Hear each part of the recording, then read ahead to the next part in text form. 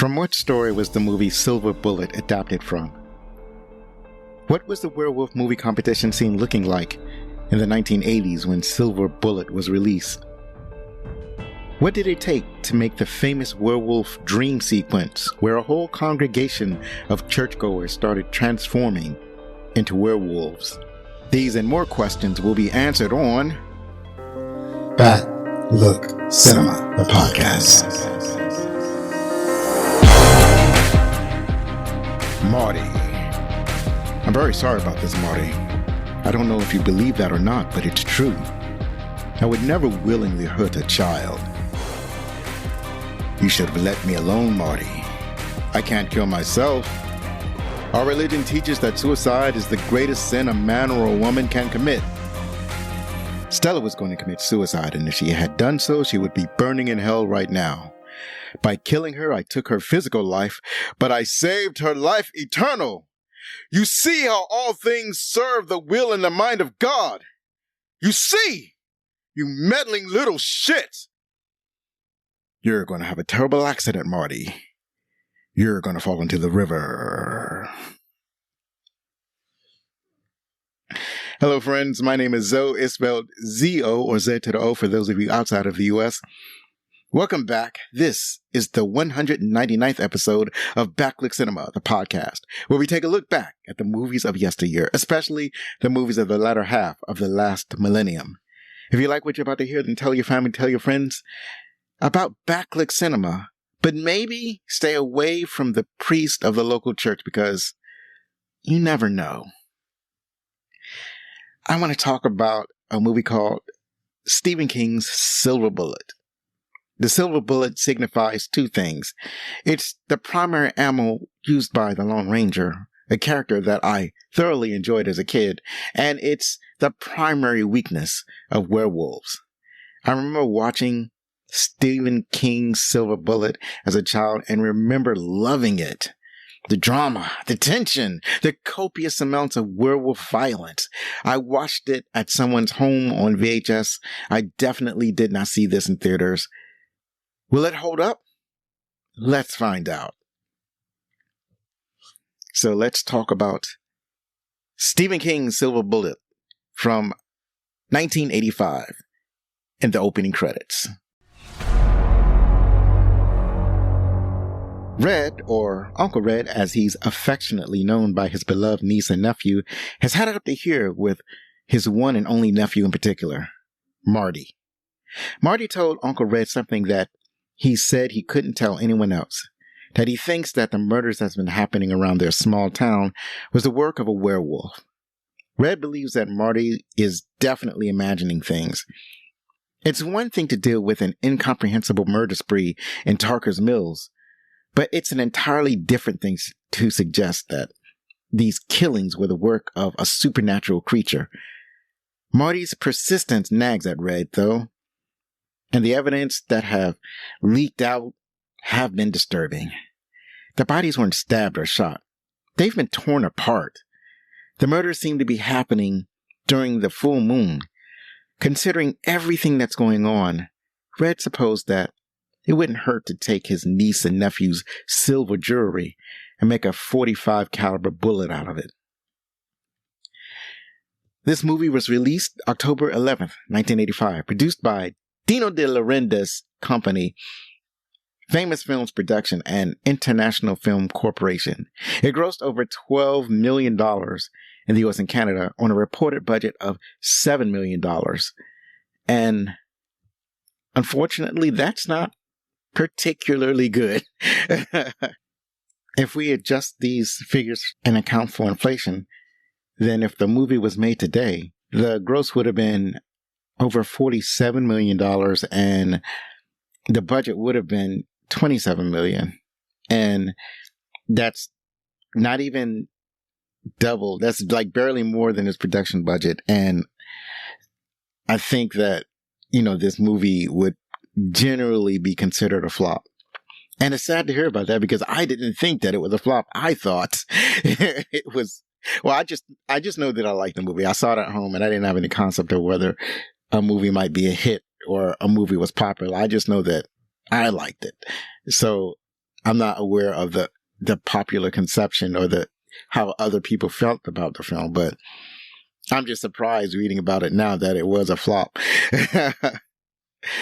So this movie starred Gary Busey. He played Uncle Red. You may have seen him in the Buddy Holly story. He was in Lethal Weapon. We covered in episode 36. Point Break. We covered in episode 152 with Luke Ferris from the Least Important Things podcast. And he was in Under Siege, one of my favorite Gary Busey roles. And that was we covered that in episode 14.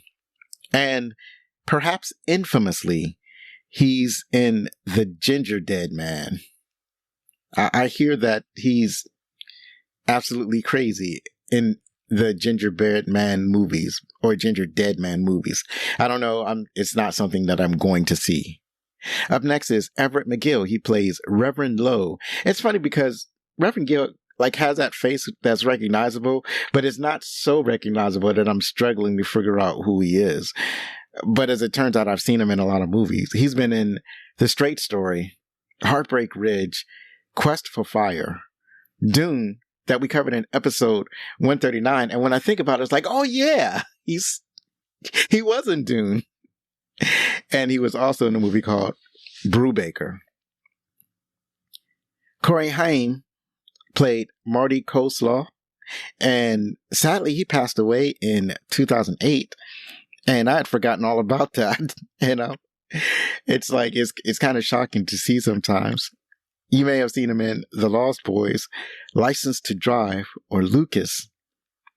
Megan Fellows plays Jane Coleslaw, and she's been in Stacking, A Time of Destiny, and Deep Sleep. But I think also she's a TV actress. She's more on television than she's in anything else. Robin Glowes plays Nan Coleslaw, and she actually only has 13 credits to her name. And two of the movies that she has been in were Silver and The Nesting. Leon Russom plays Bob Coleslaw, and you may have seen him in A Quiet Place, True Grit from 2010, and The Big Lebowski. Terry O'Quinn plays Sheriff Joe Haller. You may have seen him in The Stepfather or The Rocketeer. Joe Wright plays Brady Kincaid. And sadly, he passed away in 2009, just a year after Corey Haim, and they were actually really good friends. You may have seen him in Boom Man or Low Rollers. And last I have on this list is Kent Broadhurst. He played Herb Kincaid, and you may have seen him in Leon the Professional or The Verdict. This movie was directed by Daniel Attias. This is his only movie, and he's primarily a TV director. And his most notable television episodes or the most notable television series that he's directed include Entourage, Party of Five, and Beverly Hills 90210. This movie was actually written by Stephen King, who is also the author of the novella. The film is an adaptation of the novella Cycle of the Werewolf. The publisher had an idea to release a calendar featuring a new werewolf kill every month, and they had Bernie Wrightson to illustrate and Stephen King to write the brief descriptions of the slaughter. The kills were originally tied to the main holiday or event of each month. Other films that Stephen King had written, and I think all of them are based on books that he's written already, except for one. He wrote Cat's Eye, Cell, Creepshow, and Maximum Overdrive, I think, might not be based on a book that he wrote. He also, for the movies, he wrote Pet Sematary and Sleepwalkers. This movie was composed by Jay Cataway, and he's also written music for Invasion USA, Maniac Cop, Walk the Edge, Missing in Action, The Last Fight, Vigilante, and he has a lot of TV credits in his later career. And one of the things he's most noted for is writing the themes for most of the Next Generation era of Star Trek shows. So that would be The Next Generation, Deep Space Nine, Voyager, and I think he even wrote Enterprise, but I'm not exactly sure. So that's it for the opening credits. As always, please check out the shop at backlookcinema.com/shop. And eventually, I will have Bazaar de Alonso open for business. That's it for the opening credits. And now it's time for our favorite parts. It was a little bit difficult to determine what the theme of this movie was supposed to be. I think there are strong themes of family connection. Like, you got to look after your family. You've got to take care of your family members, especially if those members are disadvantaged in some way. And then there's another narrative of believing the victim.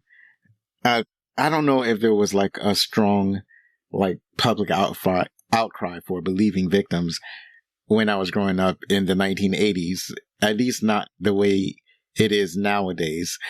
I think that when I was growing up, it was always a narrative of the boy who cried wolf. Like, you can't raise the alarm so many times, because when an emergency actually happens, then people won't believe you. And I think that was more of an overriding school of thought and less of a concern for believing people when they have had stuff happen to them and they need somebody to hear them out. But I think there's a little bit of that in this movie. But as I think about it, it feels like the overriding narrative centers around looking after your family. I mean, your neighbors too, but especially your family. Part of that comes from, with Marty, he's being in a wheelchair. So he needs to be looked at, he needs to be looked after. His mother is almost overly concerned because, he might get hurt or he might get stuck.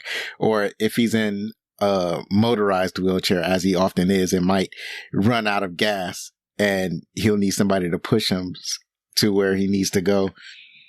And so his mother's often sending his sister out to look after him. And she's annoyed by this. And she thinks that Marty is getting preferential treatment. She's the older sister and she hates to be her brother's keeper. She hates to be the one to have to look after him all the time or to make sure that he's okay. She sees it as a burden. And her character has probably the greatest character arc in this movie, because she goes from hating having to look after her brother to really being protective of him. And Marty, it's funny, right? Because one of the things I really loved about this movie was the relationships between people, the familial relationship, the relationship with the neighbors and how they reacted with each other. And it felt like real people. Like, Stephen King is one of my favorite writers because when I read his books, I feel like I'm reading about real people. The people feel genuine to me. And the stories that, other people just feel like characters in the story. The way King writes, it feels like this could have been a real person. I see some of that in this movie. I think it's because there are added details in this movie with the personal quirks that certain people have that adds a level of realism to it. Like, for example, Marty doesn't just have a wheelchair. He has a wheelchair that he calls the Silver Bullet. And this Silver Bullet is a gas-powered wheelchair. Marty has an uncle named Red, but Red isn't just an uncle who loves his nephew. He's also had relationship problems with his ex-wife. He has a drinking problem. I think there are layers to the people that are in this movie that, like I said, it makes it feel real. There are some characters that don't get much attention, like Marty's father doesn't get a whole lot of attention. His mother is, I think, one-dimensional in the way that you only really see her as being overly concerned. But the characters on whom the movie is focused, these are, I feel like they're really fleshed out. You have the sheriff who's like really in over his head, but trying to keep the town together. You have, well, actually, probably more of an archetype than the actual character, but still it works.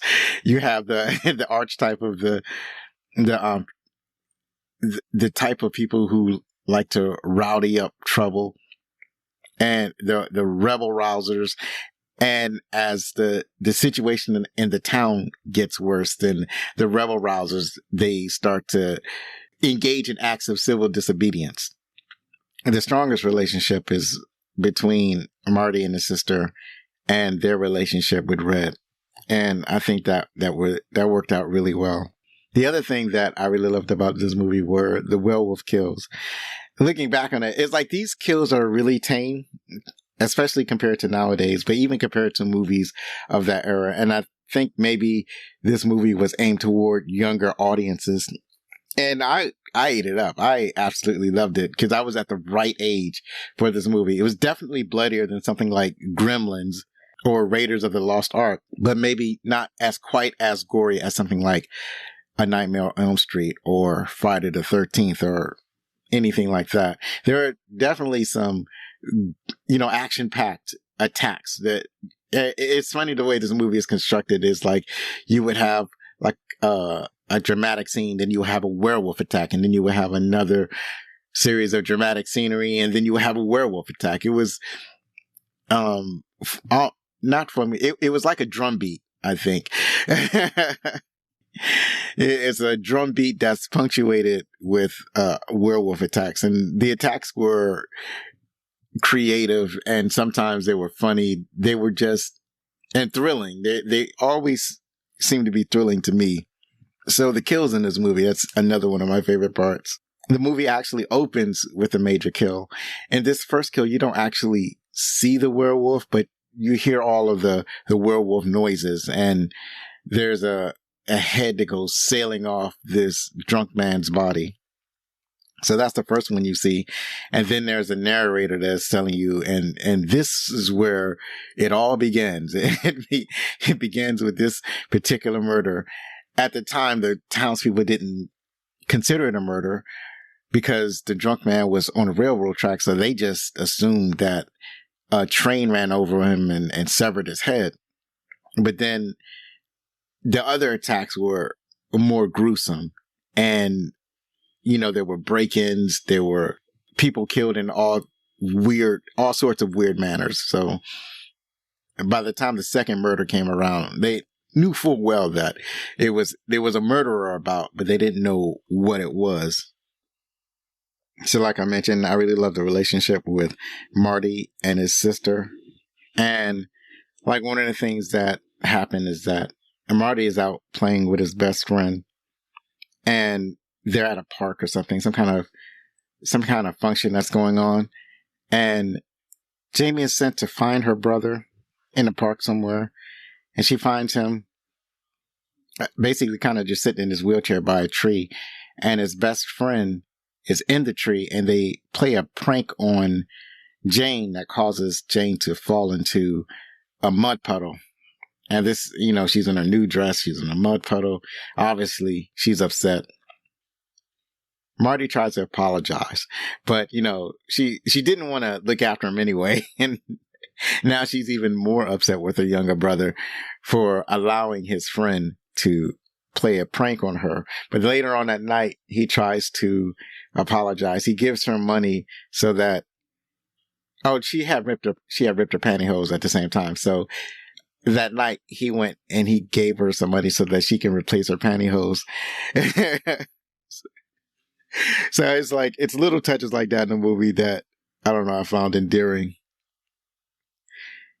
the first time you see a full-on werewolf attack, it's like the funny thing about this movie is that they're not actually hiding the fact that this is a werewolf movie. It's like a lot of times it's like a slow build to where you finally see the werewolf attack somebody. But in this movie, it kind of happens right away.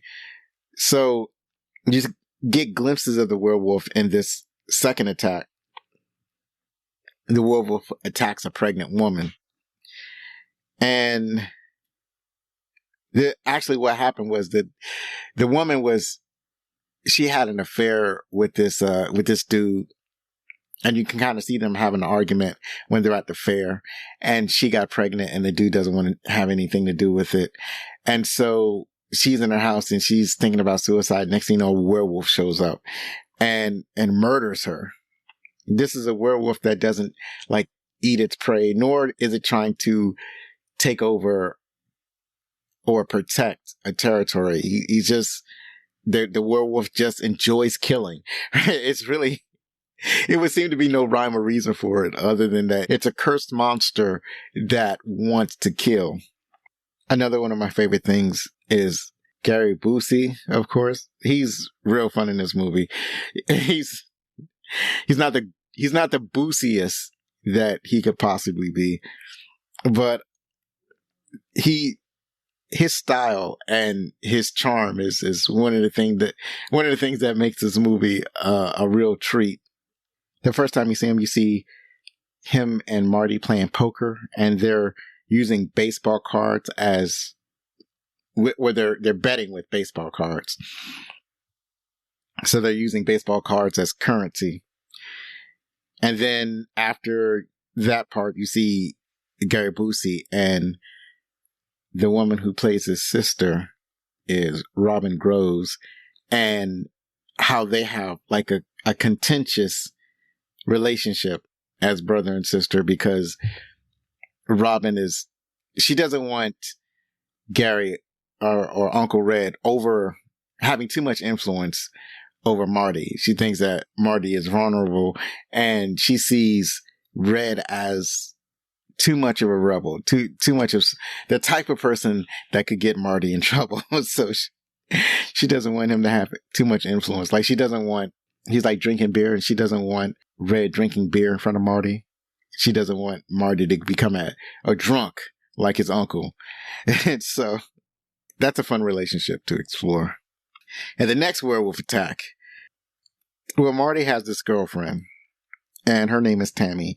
And her dad was kind of walking around his property, and he heard some noises, and he goes into this, I think it's a plant thing. I guess he has like a pottery business, and he sells pots for potted plants, or maybe he has a bunch of potted plants and he has a place to keep all his pots for potted plants. I'm not exactly what the deal is, but he goes into this storage unit on his property. It's kind of like a shack that he built out of wood. And he goes into this place where he has all of his potted plants because he hears this noise. And next thing you know, I think he has a gun too. I'm not exactly sure. But at any rate, next thing you know, a hairy clawed hand reaches up from under the floorboards and grabs him and pulls him down where he is presumably murdered. He is torn apart. So this murder hits a little bit closer to home because this is a friend of Marty, a girl that he likes, and her father has been murdered. And then he's out. Well, Marty, that is, he's out. He and his best friend are kind of playing around. His best friend is Brady, and he's the one that's playing all these pranks. And Marty said, hey, well, I guess it's time to go home now. Like, Marty is like telling Brady it's time to go in. And Brady is like, no, I'm going to stay out for a while. I'll catch up with you. I'm going to stay out and fly this kite. And then that's the last time you see Brady alive. That attack takes place off screen. We don't actually see that attack, but we see the reaction to his murder.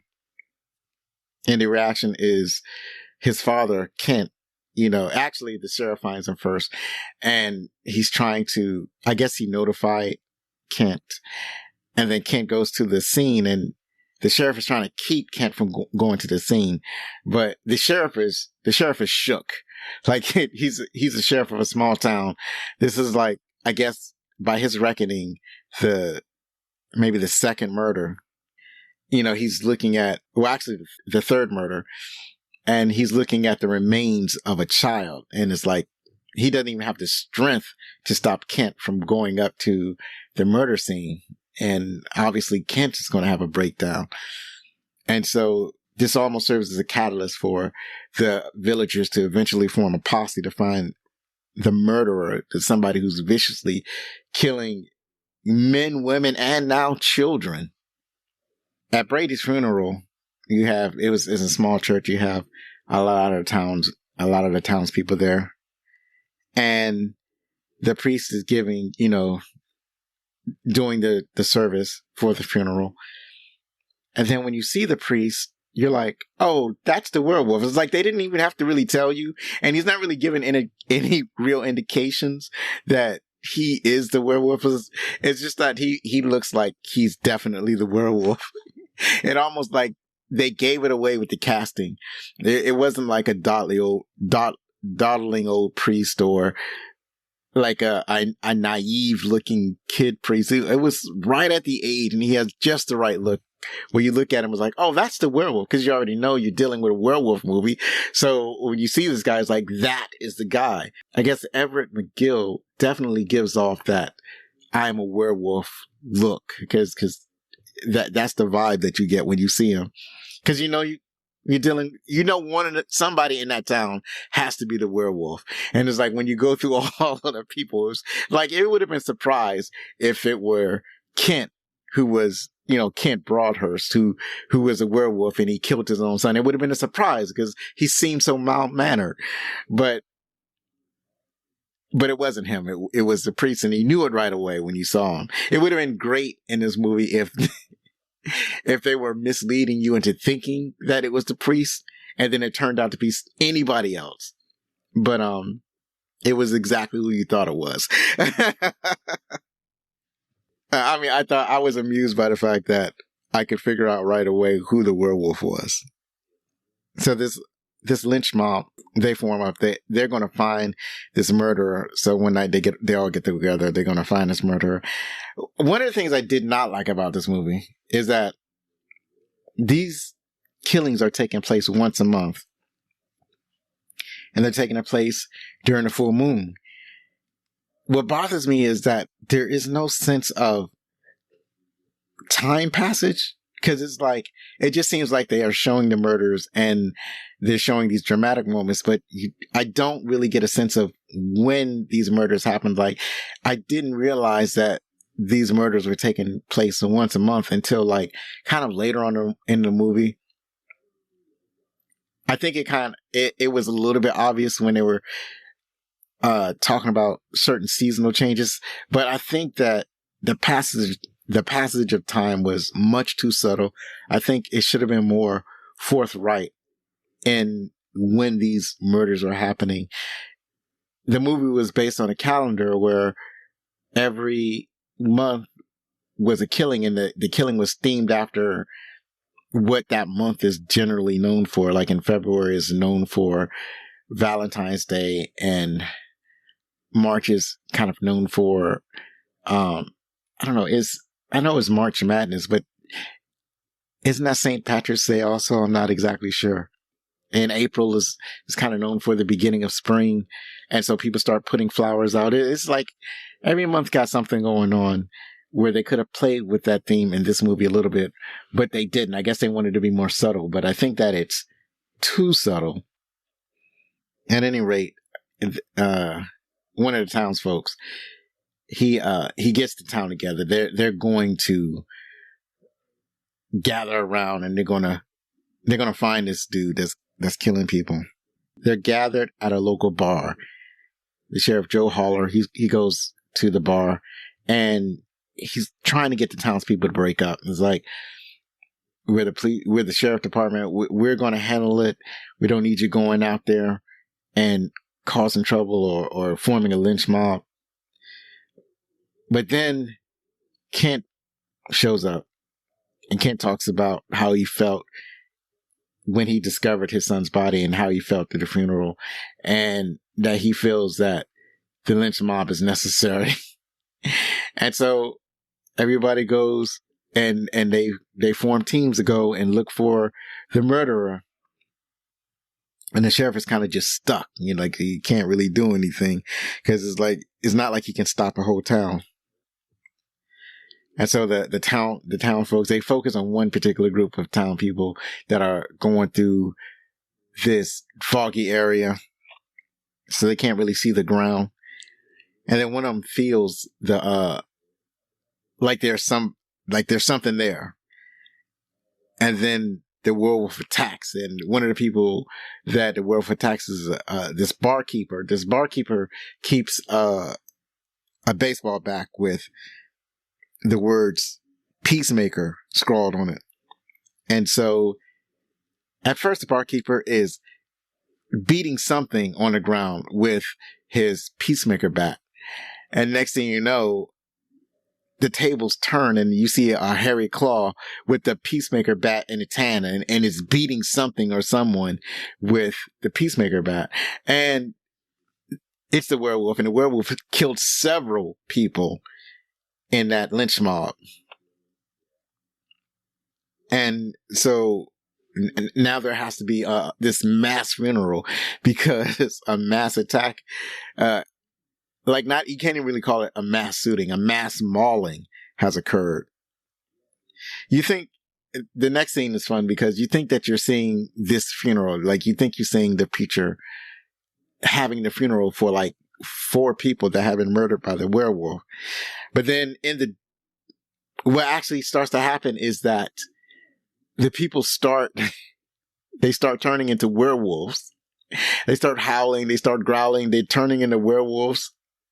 And the next thing you know, the preacher wakes up because it was a dream. The preacher is dreaming about his congregation turning into werewolf. So at this point, they want to officially confirm that if you thought the preacher was a werewolf, they're confirming that the preacher is in fact the werewolf.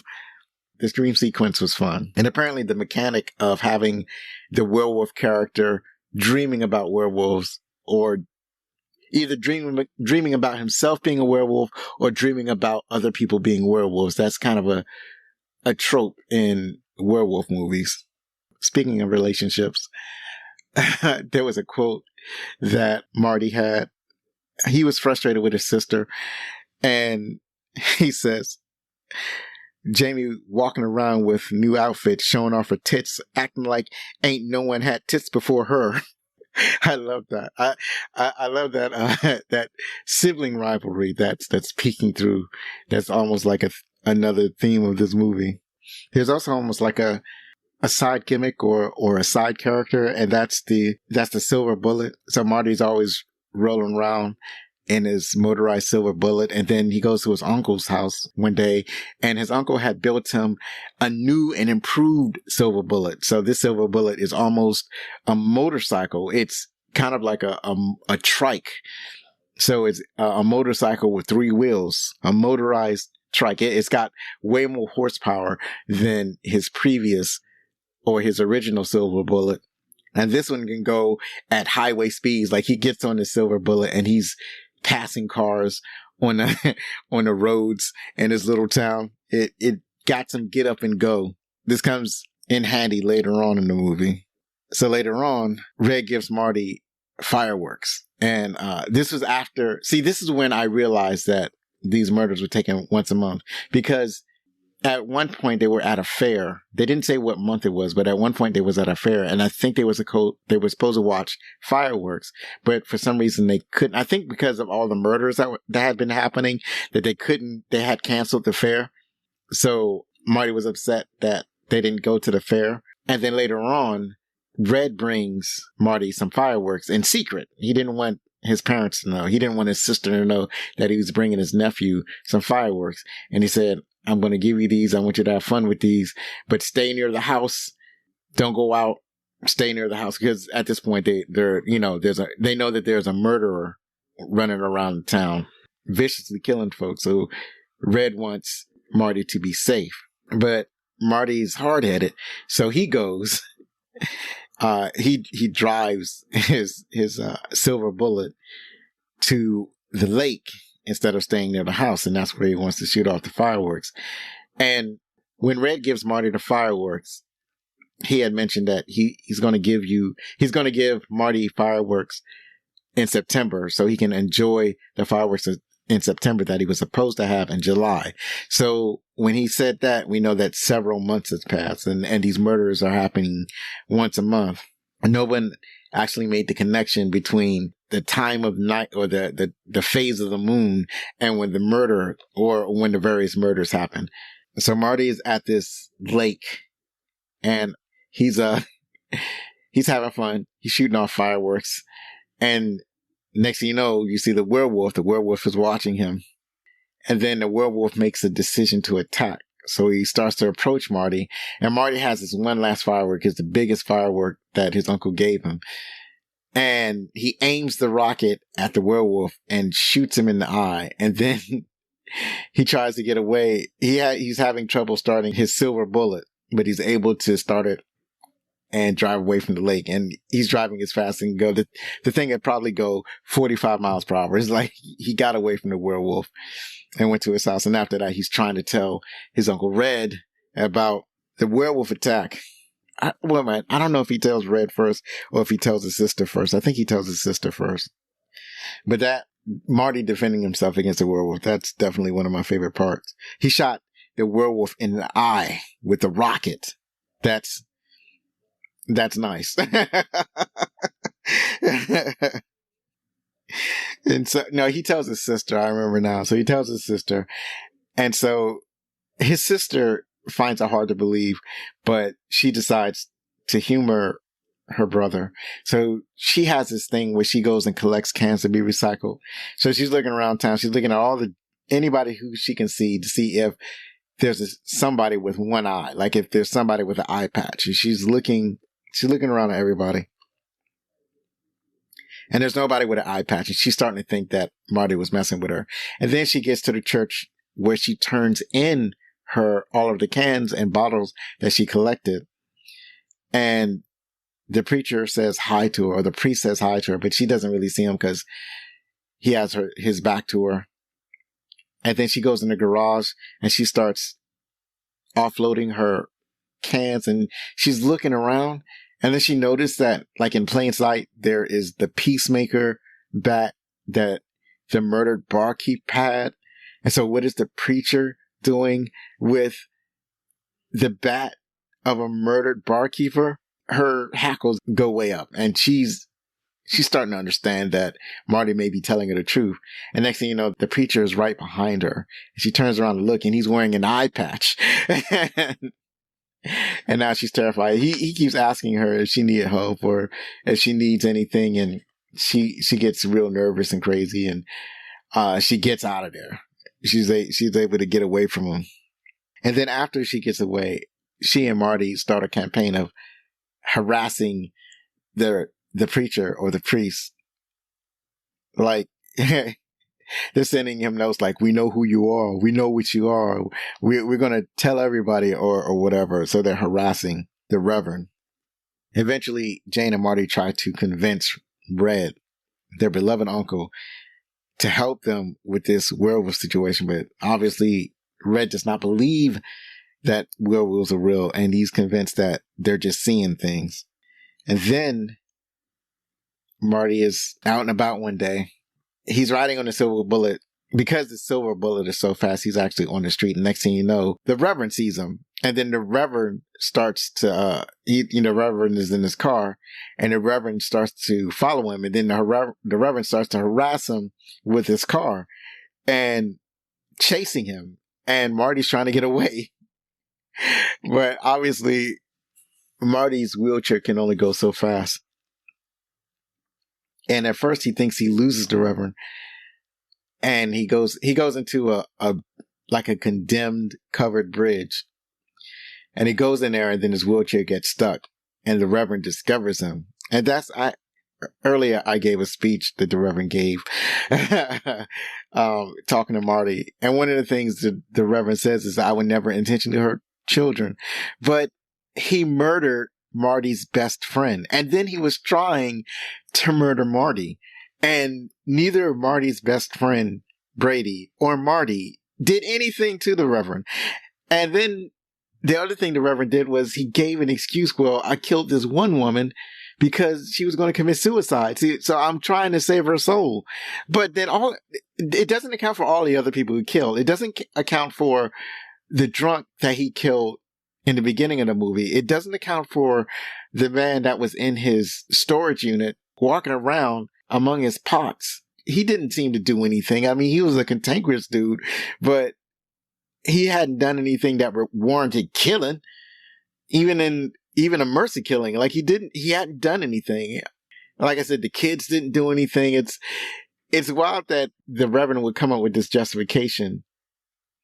He did exactly the opposite of what he's actually telling Marty, in that he said he would never intentionally hurt children. And apparently in his werewolf form, he has some control because he intentionally attacked a woman because he claimed that she was suicidal. So he's making a claim that he was saving her soul. So he knows what he's doing, even in his werewolf form. And he's still doing it. But Marty sees somebody when he's at the bridge. He's able to call for help. And so the Reverend in his human form couldn't murder Marty in plain sight. So the Reverend runs away, and this other guy that was at the other end of the bridge, he goes off to help Marty because Marty appeared to be stuck. He had no idea that Marty was being hounded by the Reverend, who is a werewolf in reality. The children talk to Red again, and they finally convince Red to do something. So Red talks to the sheriff, and he wants the sheriff to investigate the Reverend. He's like, it could be the Reverend murdering everybody.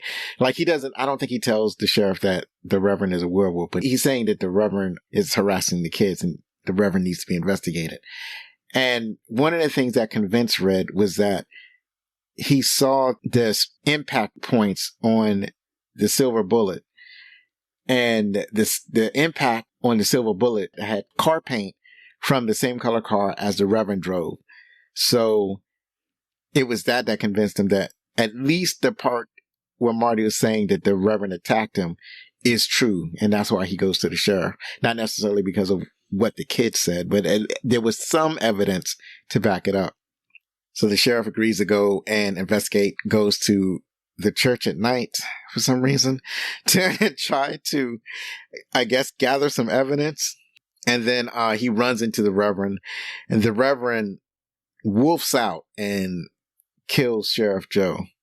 Like, something like, you shouldn't have come here, Joe, and transforms to a werewolf, or at least does a partial transformation and kills the Reverend.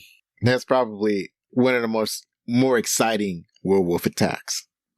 After the sheriff was killed, I felt like it's kind of strange that you suspect the Reverend of being a murderer, and then you send the sheriff to investigate the Reverend, and then the sheriff turns up dead. And the only people who knew that the sheriff was investigating the Reverend was Red and the kids. So at this point, they're able to convince Red to make a silver bullet, because Marty believes that the werewolf is going to double back and come after him now. He's like, for sure, the werewolf's going to come after him because the kid is making noise. The kid is the one who sent harassing letters. The kid is the one who sent someone to sick the sheriff on him. So the kid has to go. So he knows that the werewolf is going to come after him. Red still doesn't fully buy the story, but in order to humor his niece and nephew, he takes their contributions to make a silver bullet. So Marty has a silver medallion and Jane has a silver cross. He gathers those things. He takes these things to a gunsmith, and the gunsmith is able to fashion a silver bullet. Red is able to trick his sister and brother-in-law. He convinces them that they had won a vacation, when in reality, he bought them a trip so that they can leave, and they had him watch the kids while they were gone on this trip, and it's going to be over Halloween. Red is going to stay with the kids. They're going to have a gun with that one silver bullet, and they're going to wait for the werewolf to show up. this is near the end of the movie. It's one of my favorite parts of the movie. They're waiting, and it's getting really late. And Red is like, I feel stupid for doing this. I'm here with a loaded weapon, waiting for a werewolf to show up, something that I don't even believe in, and he's not showing up. This is making me feel stupid. And then the werewolf, like, first you see the werewolf through the windows, like he's scoping the place out, and then he bursts through the front door, and he knocks back Uncle Red. Uncle Red gets into, like, even when he sees the werewolf, he doesn't believe it. There was one part that I skipped. The part that I remember from when I watched the movie when I was a kid is that Gary was messing around with the gun with the one silver bullet, and the gun falls down, and Marty is incensed. He's like, "You dropped the gun. You could have fired off our one silver bullet." And Red was like, "Relax. It's going to be okay." So the werewolf was attacking, and I think the werewolf attacked Red specifically because Red had the gun, knocked the gun out of his hands. And then there's a struggle. He's just throwing Red around the room. The gun is loose, so the kids are scrambling for the gun. And then at one point, somehow the bullet gets out of the gun, and then they have to scramble to reach under the floorboards to get the one silver bullet. And the werewolf is threatening everybody, and he finally is able to get Red out of the way, and now he turns his attention to Marty. He starts to go towards Marty. Marty is able to get the silver bullet and load the gun and cock it just in time. He fires the bullet. He shoots the werewolf in his other eye. The first eye that Marty had damaged with the rocket had not yet healed. And I'm not sure if the werewolves in this movie have rapid healing or if they're ever going to heal. None of that stuff is explored. They don't talk a lot about the werewolf lore. The only thing they really talk about is that they know for sure that or at least they believe for sure that a silver bullet will kill it. So, as I said, he locked and loaded, and he fires the weapon just in time to hit the charging werewolf in his other eye and kills the werewolf. And then when the werewolf is dead, it slowly reverts back to the Reverend. That's sort of the end of the movie. It was like, yay, we did it. When the parents come back from vacation, they got to deal with the fact that there is a dead Reverend in their home, or at least found in their home, and their entire front door is missing, not to mention that their living room is in total shambles. So there's going to be lots of explanation that's going to have to take place. And actually, they're going to have to come back from vacation early because they're going on a trip. Now the house has been attacked, and they're probably going to end up coming home early unless Red can do some doublespeak and convince them to stay on vacation, and he'll handle all of the situation with the police and whatnot, having to deal with a murderer and the destruction of their living room. This isn't explored in the movie, isn't it? These themes are not explored. It's just that they successfully killed the werewolf, and the movie comes to an end. So I really loved this movie when I was younger, and I still enjoyed it as an adult. I thought this movie still had a lot of charm, and I thought, like, if anybody who was younger wanted to watch a scary movie or wanted to be introduced to like a gory slasher film, I think that Stephen King's Silver Bullet is a perfect way to get them involved in horror movies. I mean, obviously Gremlins is going to be number one, but Silver Bullet is definitely number two. So that's it for our favorite parts. And now let's talk about the trivia. Here we have the trivia top 10 that I got from IMDb. Not a lot in the trivia, so let's take a look at what they do have. Tarker's Mills, where the action takes place, is a fictional town within the Stephen King universe. It borders locations of other King's works, also adapted to films such as Chester Mills in Under the Dome from 2013, Derry from It in 1990, and obviously the more recent movies, and Castle Rock, that was the setting for Needful Things from 1993, and Cujo from 1983, and Pet Sematary from 1989, among others. This is another tie-in to another Stephen King adaptation, particularly Salem's Lot from 1979. According to the director, Daniel Attias, Gary Busey ad-libbed a great deal. For instance, when Uncle Red is in the gun shop, Attias checked with Stephen King, who said it was okay for these ad-libs to be included. Joe Wright became friends with Gary Busey's son, Jake Busey. Many years later, Jake stated, Corey Haim was in the film, and we were the same age. Corey was 6 months younger than I was. So me being there as a visitor and Corey being there as an employee and the lead kid, we really became friends. We spent a lot of time together. We did a lot of things off the piers of Roscoe Beach in North Carolina. We had a really good time. It was before he was a celebrity, before anyone knew who he was. It was kind of one of his first movies, so he hadn't been tainted by the machine yet. We really hit it off well. And I remember watching him work and thinking, we're skating together, we're fishing together, we're on the beaches of North Carolina, we're doing whatever 13-year-olds do. Yet, I was on the sidelines watching him and my dad acting, and I remember thinking, I could do this. I could totally do this. It looks really fun. In fact, this is frustrating that I don't get to do it. And as you may know, Jake has been in a lot of movies, and one of them was Starship Troopers, which is probably one of his best roles. Complete construction of the werewolf costume took 3 months. After finalization of the shape and design, using 3-dimensional clay heads, the entire costume was made of foam and polyurethane and was covered with actual bear hair. The head of the costume was mechanically operated by 6 people from a distance of up to 30 feet away. This movie was released during the early to mid-1980s cycle of werewolf movies, so the competition was hot.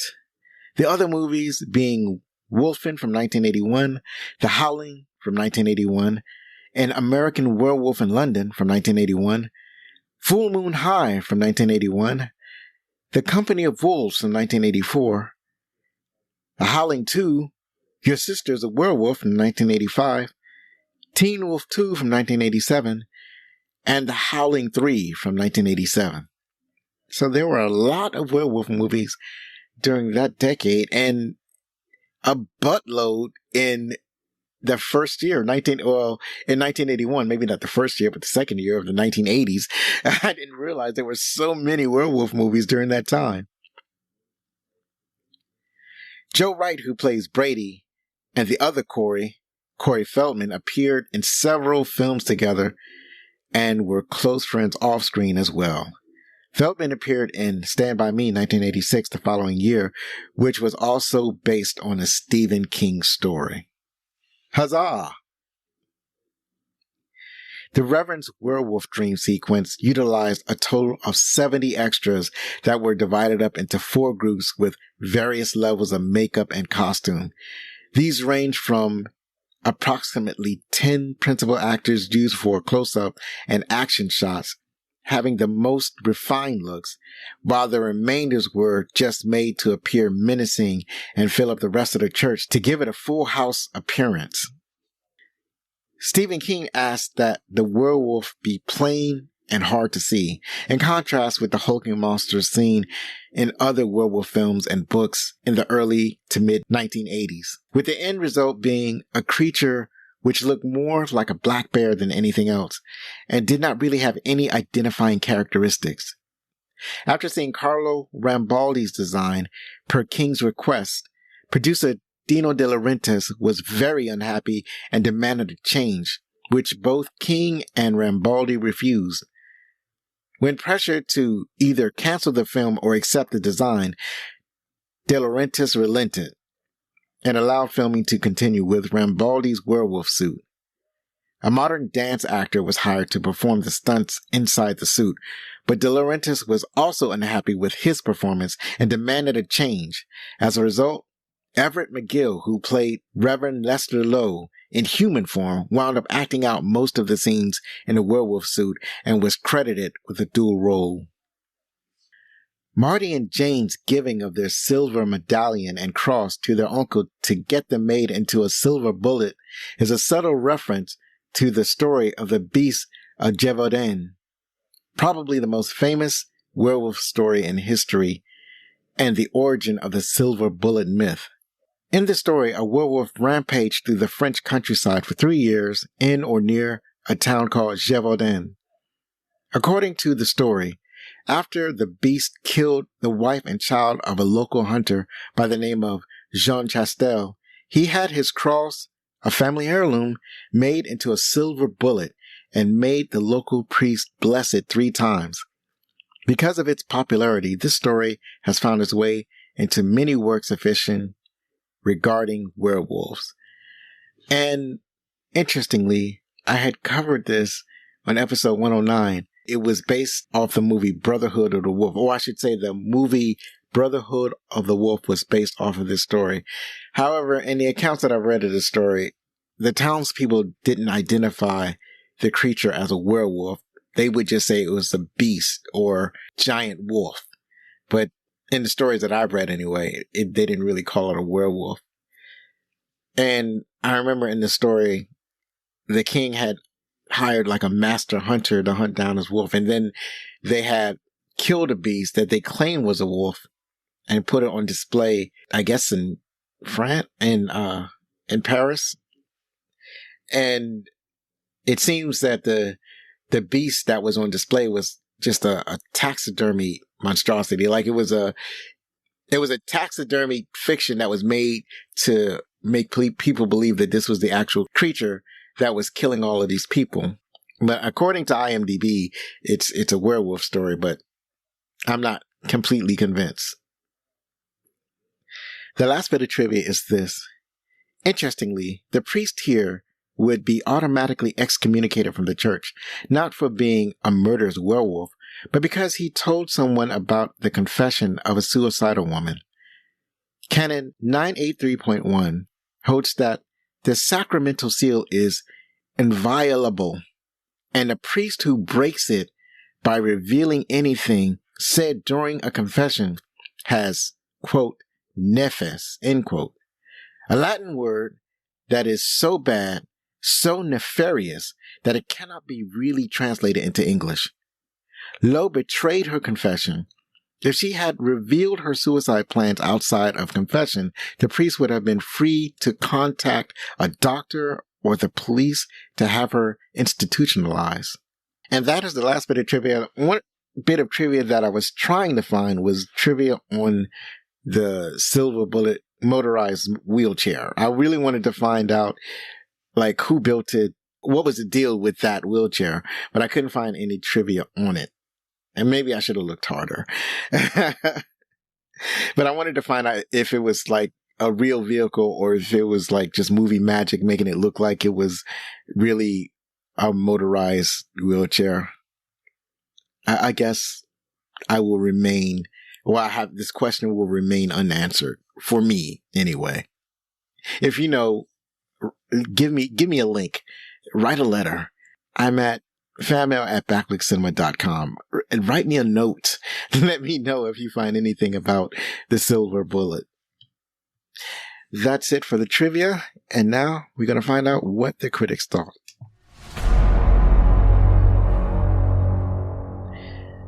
And the critics gave it a 43%. The audience have it at 56% on Rotten Tomatoes. IMDb Reviews has it at 6.4 out of 10. So not an especially popular movie. Jose Solis from Common Sense Media wrote, a lovely piece of horror that's far from being perfect, but has a real beating heart. And that's exactly how I feel. I'm glad I was able to find this comment because that's kind of how I felt about this movie. Rob Gonsalves from Rob's Movie Vault wrote, This dreadful, borderline campy movie about a werewolf on the prowl in a sedate town is long on gore and short on logic. I don't know if I necessarily agree that it's short on logic, but I can understand how someone would have a negative opinion like this. Alberto Albion of